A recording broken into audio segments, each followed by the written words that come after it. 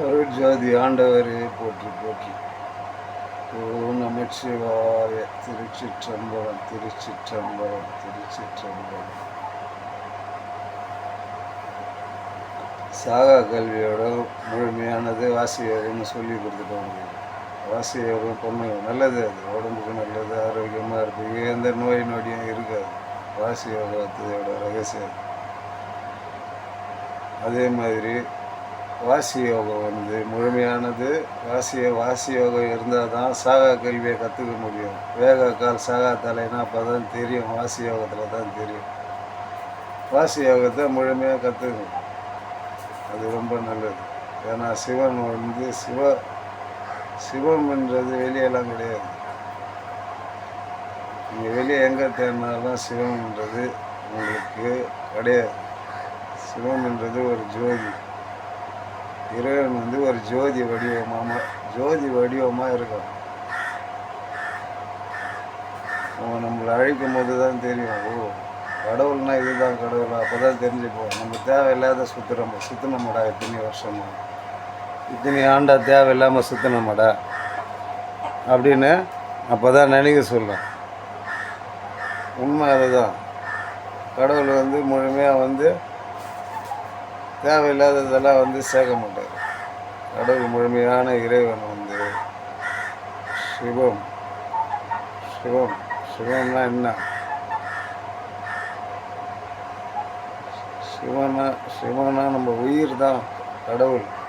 அதை முழுமையாக ஒவ்வொருத்தரும் தெரிஞ்சுக்கணும். நம்ம உயிரை நம்ம எப்படி பாதுகாத்துக்கணும், நம்ம உயிரை நம்ம எப்படி வச்சுக்கணும். ஆனால் இப்போ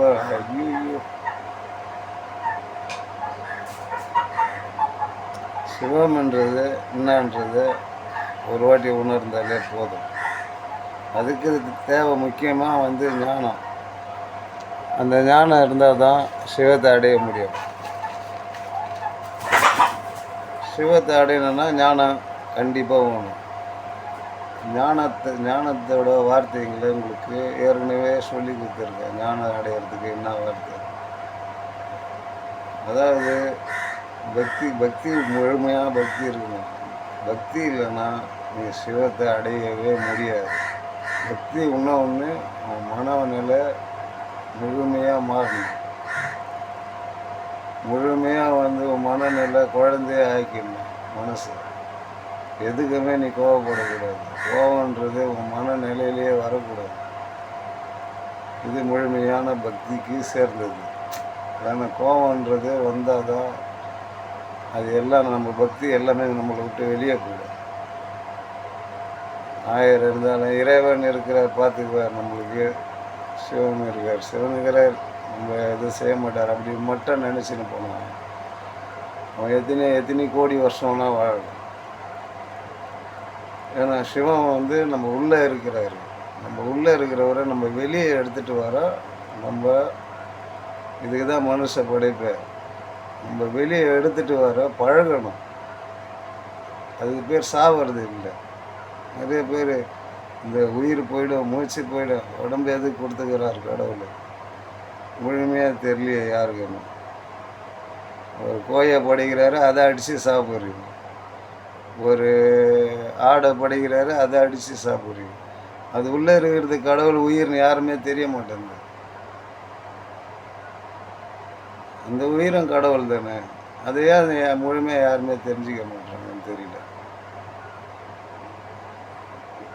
உண்மையாக சொல்லணும்னா எழுத படிக்க தெரியாதவனை இந்த அளவுக்கு கடவுளை பற்றி சாகா கல்வினா என்ன அப்படின்னு தெரிஞ்சுக்கிற அளவுக்கு என்னை பேச வச்சிருக்கிறாருன்னா இது கடவுளோட அருளாக இல்லையா?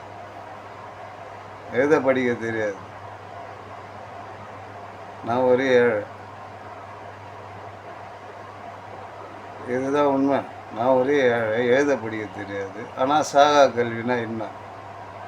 அப்போ கடவுள் அருள் இருந்தால் மட்டும்தான் சாகா கல்வியை நம்ம தெரிஞ்சிக்க முடியும்.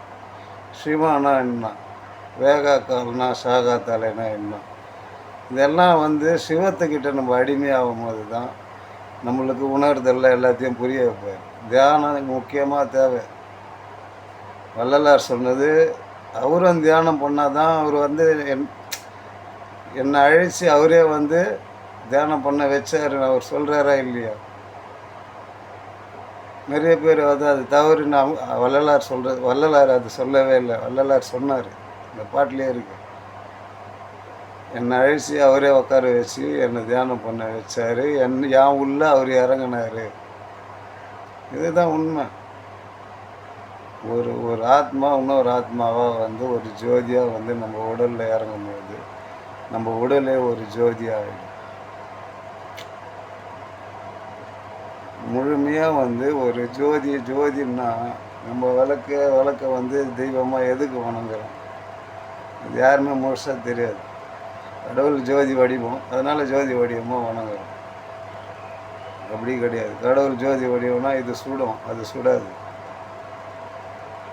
நம்ம உயிரை நம்மக்கிட்ட கடவுள்கிட்ட கொடுக்கும்போது அது சுடாது. ஒரு ஜோதி, இந்த ஜோதி வந்து குளிர்ந்த ஜோதி, இது சூடான ஜோதி. இந்த ஜோதியில் வித்தியாசமே இதுதான். குளிர்ந்த ஜோதியாக நிற்கிறவர் தான் இறைவன். அவர் அடையிறதுக்கு என்ன பண்ணுவாங்க? வெறும் பக்தி மட்டும் வச்சுன்னா நீ அடைய முடியாது. நம்ம மனசு எல்லாத்தையும் ஒருநிலைப்படுத்தணும். முழுமையாக சிவபக்தர்கள்லாம் கோடான கோடி வருஷம் வாழ்வாங்க. ஏன்னா அவங்களுக்கு வந்து அந்த மனநிலையை மாற்றிடுவார் டக்குன்னு சிவன். சிவம்ன்றது அதுதான். சிவம்ன்றது என்ன? நம்ம சவம் அதை சிவமாக்குறோம், அவ்வளோதான். நம்ம சவநிலையை அடையும் போது சிவத்தை அடையிறோம். இதுதான் வந்து சாகா கல்வியோட ரகசியம். இதுதான் வாசி யோகம். வாசி யோகத்தில் மூச்சை நிறுத்த பழகணும். முழுசாக மூச்சை நிறுத்தக்கூடாது. நீ பழக அந்த அருள் வந்து உங்ககிட்ட பேசும். முழுமையாக உங்ககிட்ட வந்து அந்த அந்த ஒரு வைப்ரேஷனில் எல்லாமே சொல்லும் உனக்கு. அப்போ புரிஞ்சிடும். உனக்கு தானாகவே உன் மூலையில் இருக்கிற ஞானத்துக்கு அது எட்டும். ஏதோ ஒரு ஒரு ஒரு ஒரு காற்று நம்மக்கிட்ட பேசும். அந்த காற்று வந்து புரிஞ்சிடும், இது ஜோதியான ஒரு அருள். நம்ம உள்ளே வந்து ஒரு உணர்வை தூண்டிடும். இதுக்கு தான் முழுமையாக வந்து குண்டலி சக்தி. இந்த முழுமையாக நம்ம உணர்றதுக்கு பேர் தான் குண்டலி சக்தி. அது வந்து உச்சந்தலையில் வந்து நிற்கும் குண்டலி சக்தி. ஒவ்வொரு சக்கரத்துலேயும் ஒவ்வொரு சக்கரத்தையும் நம்ம கடந்து உச்சந்தலைக்கு வந்து நிற்கும். அந்த உச்சந்தலைக்கு மேலே ஏறாது, உச்சந்தலைக்கு மேலே நிற்கும். அந்த உச்சந்தலையும் நம்ம கஷ்டப்படுத்தி உடைக்கணும். இதுதான் சிவம். கஷ்டப்படுத்தணும், நம்ம உடம்பை கஷ்டப்படுத்தி உடைச்சி நம்ம மூச்சை நம்ம வெளியே எடுக்கிற அளவுக்கு. ஏன்னா சின்ன குழந்தைகள நம்ம பார்ப்போம், எல்லா குழந்தைங்களும் பார்க்கும்போது அந்த நெத்தி அந்த தலை இந்த இடம் வந்து பொலன்னு தான் இருக்கும். அதில் தான் ஒவ்வொரு குழந்தைக்கும் உயிர் கொடுப்பாங்க கடவுள். இந்த 5 பேர் இருக்கிறாங்கல்ல, இந்த 5 பேர் அதாவது 5 தொழிலும் செய்கிறவங்க. யார் வேணால் செய்வாங்க. வள்ளலார் செய்யலாம், இறைவனாக படைக்கப்பட்ட முருகர் செய்யலாம், இறைவனாக படைக்கப்பட்டவங்க யாராக இருந்தாலும் இந்த 5 தொழிலை அவங்களுக்கு கொடுப்பார் கடவுள். இந்த 5 தொழிலை படைக்கிறவங்க அவங்க வந்து அவங்க மனசில் புகுந்து அவங்களுக்காக இழுத்து வைப்பாங்க. இதுதான் சிவம். எல்லாருக்குமே 5 தொழிலை கொடுப்பார் கடவுள். நீ மேல்நிலையை போகும்போது உனக்கு என்ன தொழில் வேணுமோ அதை கொடுத்து உன்னை அவ்வளோதான். அதுக்கப்புறமா நீ திருப்பி பார்க்கணுன்னா நீ பல வருஷம் அங்கே இருக்கும்போது தாமாக இருக்கணும். இப்போ இங்கே எத்தனை வருஷம் இருந்தது அதுதான் ஜோதி. இறைவனுக்கு உருவம் கிடையாது. இதுதான் ஒரு குளிர்ந்த ஜோதியாக நம்ம ஆத்மா கிட்ட தனியாக பேசுவார். நம்ம ஞானத்தில் இருக்கும்போது நம்ம இந்த கண்ணாலெல்லாம் பார்க்க முடியாது. இறைவனை முழுமையாக இந்த கண்ணால் பார்த்தவங்கலாம் கிடையாது. பொய் அப்படி சொன்னாங்கன்னா நம்ம ஞானத்தில் நம்ம ஞானம் அடையும் போது நம்ம நெத்தியிலேருந்து ஜோதியாக வரோம். அதாவது அந்த கண்ணில் தான் நம்ம இறைவனை முழுமையாக ஒரு ஜோதி வடிவமாக பார்க்க முடியும். இது பேர் தான் சாகா கல்வி. காலம் தலையும் அறியணும், அது காலையும் அறியணும், தலையும் அறியணும். இதுதான் வந்து சாகா கல்வியோட ரகசியம். கடவுளை முழுமையாக அடையிறதுக்கு பேரே இதுதான். சாகா கல்வினா என்ன? அதாவது கால்லேருந்து உச்சந்து தலை வரைக்கும் இறைவன் நம்மளுக்கு அருள் கொடுத்துட்டாரு. நம்மளை முழுமையாக ஏற்றுக்கினாரு. அப்போ இறைவன் நம்ம பக்கத்தில் இருக்கிறார். நம்ம என்ன கேட்டாலும் கொடுப்பார். நம்மளை சுற்றி இருக்கிறவங்களுக்கு கஷ்டம் அப்படின்னும் போது அந்த கஷ்டத்துக்கு நீ இறைவனை கண்டிப்பாக வேணுமா? நம்மனா உன்னை இந்த இடத்துக்கு எடுத்துன்னு வந்து வைக்கல அவர். அடுத்தவங்க துன்பப்படும் போது அந்த துன்பத்துக்கு நீ இறைவன்கிட்ட முழுமையாக உட்காந்து தியானம் பண்ணி அவர் அருளை நீ வாங்கி அந்த பஞ்சபூதத்தோட அருளை வாங்கும் போது உனக்கு இயற்கையாக என்ன கொடுக்கணுமோ அவர் கொடுப்பார். இது சத்தியம். நீ அடுத்தவங்களுக்கோசம் கேட்கணும். முழுமையான இறைவனா நீ ஆயிடுவ. முழுமையான இறைவனாகும்போது நீ என்ன கேட்டாலும் நீ என்ன கேட்குறியோ அது அந்த சக்திகள் உனக்கு வேலை செய்யும். டக்கு டக்குன்னு உனக்கு என்ன தேவையோ அதெல்லாம் வந்து கொடுக்கும்.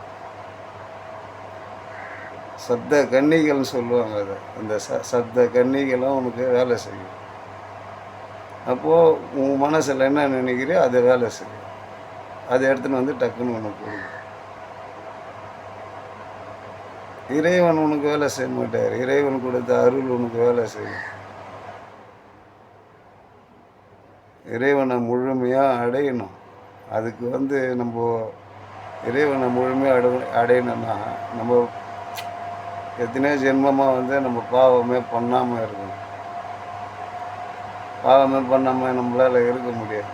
ஏன்னா போகும்போது கூட ஒரு எறும்பை முயற்சி சாவடிச்சிடும். அதுவே பெரிய பாவம். நம்ம எது செய்யணுன்னாலும் எதுனா ஒன்று இழந்தால் தான் ஒன்று செய்ய முடியும். அந்தமாரி ஒரு நிலையை நம்மளுக்கு மாற்றி கொடுத்து அந்த பாவத்தை சேர்க்க வைப்பார். இதுதான் இறைவன். அந்த பாவத்தை நம்ம வந்து செய்யாத அளவுக்கு போகும்போது தான் நம்ம எதுவுமே வானான்ட்டு போகிறோம் தூரம். செடி கொடியெல்லாம் கூட பிடுங்கக்கூடாதுன்னு சொல்லுவாங்க. எதுக்குன்னா அதுக்கும் ஒரு உயிர் கொடுத்துக்கிறாரு. அதுலேயும் இறைவன் வாழறாரு. இதுதான் முழுமையாக சாகா கல்வியை முழுமையாக மூலையில் ஏற்றிக்கணும். சாகா கல்வி நம்ம சாகாது இருக்கணும்னா நம்ம இத்தனை உயிர்களை நம்ம உண்மையாக நேசிக்கணும். அப்படி நேசிக்கும் போது தான் சாகா கல்வியோட ரகசியமாக இருக்கணும். உங்களுக்கு எல்லா சக்தியும் கொடுப்பார் கடவுள். இப்போ உயிர் நம்மளது இல்லை என்னைக்கு நினைக்கிறியோ அன்றைக்கி வந்து உனக்கு எல்லாமே கொடுக்க ஆரம்பிக்கும். சிவனா என்ன அப்படின்றத உனக்கு எடுத்து சொல்லுவார். எதுக்குமே ஆசைப்படாத போது உனக்கு தானாகவே அவரே வந்து எல்லாத்தையும் சொல்லிடுவார். போதைக்கு அடிமையாகக்கூடாது. எந்த போதைக்கும் அடிமையாகாமல் இருந்தாலே உன்னை இறைவன் ஆட்கொள்வார். ஏன்னா அவன் மனசு அப்போ தான் நல்லா சுத்தமாக இருக்கும். யாருக்குமே நீ அந்த தீங்கை செய்யாமல் இருப்ப. உன் மனசை எப்போவுமே கெடுக்காது. நீ ஒரு போதியம் பண்ணால் கூட உன் மனசு கெட்டு போயிடும். அதால் நீ வந்து கீழ்நிலையில் போயிடும். இதுதான் சாகா கல்வியோட ரகசியம். சாகா கல்வின்றது சும்மா கிடையாது. இறைவனை தினந்தோறும் நினைக்கணும். இறைவனை எப்போவுமே நினைக்கணும். ஆனால் அவன் தொழில் என்னமோ பார்த்துட்டு வந்து அந்த நீ பெற்ற குழந்தைங்களுக்கெல்லாம் நீ செய்ய வேண்டிய முறைலாம் இருக்குது. அது கர்ம பலன். அதை நீ கண்டிப்பாக செய்து முடிக்கணும். அந்த கர்மத்தெல்லாம் நீ செய்து முடித்தாதான் உன்னை இறைவன் முழுமையாக ஏற்றுக்குவோம். நீ அவங்கள அனாதியாக விட்டு நான் வந்து சிவன்கிட்ட போகிறேன், அதெல்லாம் போய் முழுமையாக உழை. உடல் ஆரோக்கியமாக வை. எத்தனை வருஷமாக இருந்தாலும் நீ நின்று நடப்ப. இது சாகா கல்வியோட ரகசியம். சும்மா துண்டு உட்காந்து நான் சாமி கும்பிட்றேன்னு சொல்லி ஏமாற்றக்கூடாது. நல்லா உழைக்கணும். 4 ஜீவராசி சம்பாதிக்கிற காசில் பிச்சை எடுக்காது. சம்பாதிக்கிற காசில் ஒரு 4 ஜீவராசிக்கு உன்னால் முடிஞ்சதை உழைச்சி போடும். வர நாய் வரும். நம்ம வர வழியில் எல்லாமே வரும். நாய் வரும், கோழி வரும், காக்கா வரும். அது எது எது வேணுமோ அதுக்கெல்லாம் வந்து நீ படியாக இருந்துட்டு வா. நீ முழுமையாக சாகா கல்விக்கிட்ட முழுமை அடைஞ்சிட்ட. இதுதான் சாகா கல்வி. சாகா கல்வின்னா சும்மா கிடையாது. சாகாதே இருக்கிறதுக்கு அர்த்தம் என்ன? நம்ம முழுமையாக தியானம் பண்ணணும், வாசி யோகம் பண்ணணும், இறைவன் அருளை நம்ம பெறணும். இறைவனை முழுமையாக இறைவனோட முழுமையான அருளை பெறணும். இறைவன் நம்ம உடல் உள்ளே இறங்குற அளவுக்கு நம்ம மனசை சுத்தப்படுத்தி வைக்கணும். இதுதான் சிவம். நம்ம ஜீவனாக தான் இருக்கிறோம். ஜீவனை வந்து நம்ம சிவமாகணும்னா வாசி யோகம் ஒன்றால் தான் முடியும். வாசி யோகம் தான் முழுமையான தியானத்தை கற்றுக் கொடுக்குறவனுக்கு முழுமையாக வந்து எல்லாத்தையும் சொல்லி கொடுக்கும். வாசி யோகம்லாம் பண்ணால் யாரும் செத்துடலாம் மாட்டாங்க. அதெல்லாம் போய் மனசை வர்த்திக்கிறாங்க, உடம்பை வர்த்திக்கிறாங்க. அதெல்லாம் மனசையும் வர்த்தலை, உடம்பையும் வர்த்தலை. இறைவனை பார்க்கணும். பொய்யா தானே சொல்கிறீங்க? அப்போது இங்கே கோயிலில் இருக்கிறார், அங்கே கோயிலில் இருக்கிறாருன்னு அப்போ பொய் தானே அது. அப்போது அது வந்து தவறு இல்லையா? முழுமையாக வந்து இறைவனை பார்க்கணுன்னா அதுக்கு வழி இது தான். தனிமை இருக்கணும். ஒரு வீட்டில் இருந்தாலும் தனிமை இருக்கணும். தனிமையில் விளக்கு ஏற்றி வச்சு எப்போ தியானம் பண்ணணும். அதுக்கு நேரம் காலம் இந்த இந்த இரவு பகல் எல்லாம் கிடையாது தியானம் பண்ணுறது. எப்போ வேணாலும் அதை சாத்திட்டு லாக் பண்ணிடு. உங்களுக்குள்ளே யாருமே வரக்கூடாது, உங்களை டிஸ்டர்ப் பண்ணக்கூடாது. அந்தமாரி சத்தமே இல்லாத இடத்துல உட்காந்து தியானம் பண்ணு. இறைவனை நீ முழுமையாக அடையணும். அதுக்கப்புறம் நீ வெளியே வா. நீ 4 பேருக்கு சொல்லி கொடு. தப்பு கிடையாது. நான் ஒவ்வொரு வீடியோவில் இதுதான் சொல்லுவேன். முழுமையாக இறைவனை அடையணும்னா அதுக்கு மட்டும்தான் சாகா கல்வி. சாகாத இருக்கிறது பேர்னா முழுமையாக இறைவன் அடைஞ்சால் தான் சாவாத இருப்பேன். உடம்பு எப்படியா இருந்தாலும் செத்துடும். எப்படியாப்பட்ட இயேசுநாதருக்கு உடல் அழிச்சு தான் அதுக்கப்புறமா அவர் ஆத்மா வெளியே போச்சுன்னா சொன்னது. அந்த மாதிரி யாராக இருந்தாலும் இந்த உடல் வந்து அவங்களுக்கு சொன்னது. அப்படி நீ அழிக்கணும் அப்படின்னா அதுக்கும் இறைவன் தேவை. திருப்பி இறைவனை, அதாவது நீ குழந்தையாக மாறிடணும். அப்பாவா புள்ளியாக மாறும்போது அந்த உன் உடலையே குழைக்கிற ஒரு சக்தி உனக்கு தருவார். இதுதான் சிவம். நிறைய பேர் வந்து எங்கே பேர் அடுத்தவங்க வந்து கடவுள் இல்லை, இதெல்லாம் பொய். ஏன்னா அவன் பார்க்க முடியாது, அவனுக்கு அந்த சத்து கிடையாது, அந்த மனசு எண்ணம் வராது. முதல்ல இறைவன்னா என்னன்னு தெரிஞ்சிக்க மாட்டான், செத்துடுவான். அவனை பற்றி நம்ம பேசவே கூடாது. இறைவன் இல்லைன்னு சொல்கிறவன் அவன் செத்துடுவான். அவனுக்கு முழுசாக எதுவுமே தெரியாதே செத்துடுவான். திருப்பி அவன் ஏதோ பிறந்து கஷ்டப்படுவான். ஆனால் இறைவனை முழுமையாக வணங்குறவன் மேல்நிலையை அடைவான். ஒவ்வொரு படிக்கட்டும் அவன் மேல்நிலையாக அடைவான். ஆனால் அவனுக்கு கஷ்டம் இருந்துக்கின்னே இருக்கும். ஆனால் அதை வந்து அவன் கேர் பண்ண மாட்டான். எல்லாம் கடவுள் கொடுத்தது. நம்மளால தான் கஷ்டம் வந்து சாவர நிலைமைக்கு போக சொல்லும் ஒரு மனுஷனை. சிவன் சும்மா கிடையாது. சிவனை அடையிறது நம்மளை சாவர நிலைமைக்கு எடுத்துன்னு போயிட்டு அதுக்கப்புறமா தான் சிவன் என்னன்னு தெரியும். அவர் சிவசத்து குலநாசம் அதெல்லாம் போய் சிவன் இல்லைன்னா இந்த உலகமே இல்லை, நம்ம உயிரே இல்லை. இதுதான் உண்மை. இதெல்லாம் தெரியாத இந்த கடவுள் இல்லை, அந்த கடவுள் இருக்கிறாரு, நாத்திகம் பேசுவாருக்கும் நாக்கு மூடி நாக்குன்னு எல்லாரும் சொல்லிட்டு போயிட்டார். அது முட்டாள்தனமான அவனுக்கு அறிவு இருக்காது. அவனுங்களை பற்றிலாம் நம்ம பேச வேணும். நம்ம கடவுளை பற்றி மட்டும் பேசுவோம். உண்மை ஆன்மீகத்தை மட்டும் பேசுவோம். உண்மையான ஆன்மீகத்தை பற்றி உண்மையாக தெரிஞ்சுக்கணுன்னு தான் ஒவ்வொரு வீடியோலையும் இந்த சாகா கல்வியை பற்றி முழுமையாக உங்களுக்கு சொல்லித்தரேன். முழுமையான சாகா கல்வி வாசி யோகம் பழகி வாசி யோகத்தில் முழுமை அடைங்க. வாசி யோகம்னா என்னன்னு சொல்லி கொடுத்துக்கிறேன் வீடியோவில். அதெல்லாம் வீடியோவிலே பார்த்தாலே தெரிஞ்சிடும் வாசி யோகம்னா என்ன. நம்ம மூச்சு பயிற்சி அதை செய்து வாசி யோகத்தை அடைங்க. இறைவன் மேலே முழுமையான பக்தி வைங்க. எல்லா ஜீவராசியும் நம்ம உயிர் தான் அப்படின்னு நினைக்கிறோம். இதுதான் உண்மையாலுமே சிவம். எல்லா ஜீவராசியும் நம்ம தான். அப்போ நம்மளுக்கு நம்ம துரோகம் பண்ணோமா, நம்ம பசியாத்தா நம்ம சாப்பிடாம இருப்போமா? அதே மாதிரி தான் அதுங்க பசி எடுக்கும்போது நம்மளுக்கு தெரியும். உண்மையாலுமே சிவபக்தி இருக்கிறவங்களுக்கு, உண்மையாலுமே இருக்கிறவங்களுக்கு அது பசி எடுக்குது போல அதாண்டா ஓடியாரு. உடனே அதுக்கு ஒரு 2 புறையத்தை வச்சுருப்பாங்க. ஏதோ ஒன்று அதுக்கு தீனி அந்த வயிற்றில் நிறைகிற அளவுக்கு ஏதோ ஒன்று எடுத்து வச்சு கொடுத்துருவோம். இதுதான் முழுமையான சாகா கல்வி. ஒவ்வொரு ஜீவராசியை நம்ம முழுமையாக நேசிக்கணும். இறைவன் நம்ம உள்ளே இருந்து எல்லாத்தையும் செய்ய சொல்கிறார். அறிவு இழந்துடக்கூடாது. அடுத்த வீடியோவில் உங்களுக்கு ஞானத்தை பற்றி, முழுமையான ஞானத்தை பற்றியும், ஞானம்னா என்ன, முழுமையாக ஞானம் தான். ஞானன்றது ஒன்று தான். அந்த முழுமையான ஞானத்தோட மந்திரங்களை பற்றி சொல்லித்தரேன் அடுத்த வீடியோவில். முழுமையான மந்திரம், குரு பகவான் மந்திரம், விநாயகரோட மந்திரம், முருகப்பெருமானோட மந்திரம், இதெல்லாம் நான் உங்களுக்கு சொல்லித்தரேன் ஞானம் அடைகிறதுக்கு. இவங்கெல்லாம் எழுதி வச்சுட்டு போனது இதெல்லாம் யாருமே படிக்கிறதும் கிடையாது, படித்ததும் கிடையாது. இதுதான் உண்மை. அதாவது இறைவன் ஞானத்தை பற்றி முதல்ல தெரிஞ்சுன்னா இறைவனை உனக்கு அடையிறதுக்கு ஈஸியான வழியாக தான். இறைவனை எங்கே போய் தேடுவேன்? சும்மா கோயிலாக சுற்றினாலும் இறைவனை நம்ம மனசு கஷ்டப்படுறது கஷ்டம். நீ எதை கேட்டாலும் கடவுள் எந்த கோயிலையும் கொடுக்க மாட்டாங்க, உனக்கு கஷ்டத்தை தான் கொடுக்கும். மனசு நிறைவு பெறும், அவ்வளோதான்.